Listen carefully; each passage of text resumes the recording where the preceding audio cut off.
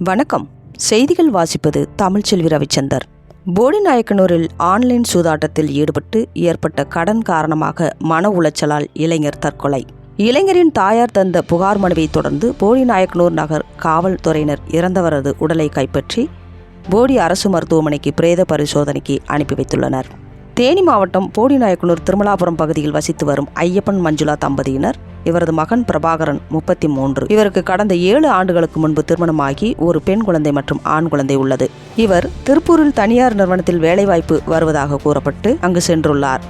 இந்நிலையில் online rummy விளையாட்டில் ஈடுபட்டு வந்த இவர் ரம்மி விளையாட்டில் ஈடுபாடு அதிகம் கொண்டதன் காரணமாக அதற்கு அடிமையாகி கடன் பெற்றுள்ளதாக கூறப்பட்டு வருகிறது. கடன் கொடுத்தவர்கள் பணத்தை திருப்பித் தருமாறு கேட்டதாக கூறப்படுகிறது. கடனை திருப்பித் தர முடியாத நிலையில் இதனால் கடும் மன உளைச்சலுக்கு ஆளான பிரபாகரன் தனது குடும்பத்தினர் வெளியூர் சென்ற நிலையில் வீட்டில் தூக்கிட்டு தற்கொலை செய்துவிட்டதாக கூறப்படுகிறது. இதுகுறித்து பிரபாகரனின் தாயார் மஞ்சுளா அளித்த புகார் மனுவின் அடிப்படையில் போடி நகர் காவல்துறையினர் தற்கொலை செய்து கொண்ட பிரபாகரன் உடலை கைப்பற்றி போடிநாயக்கனூர் அரசு மருத்துவமனைக்கு பிரேத பரிசோதனைக்கு அனுப்பி உடலை உரியவர்களிடம் ஒப்படைத்தனர்.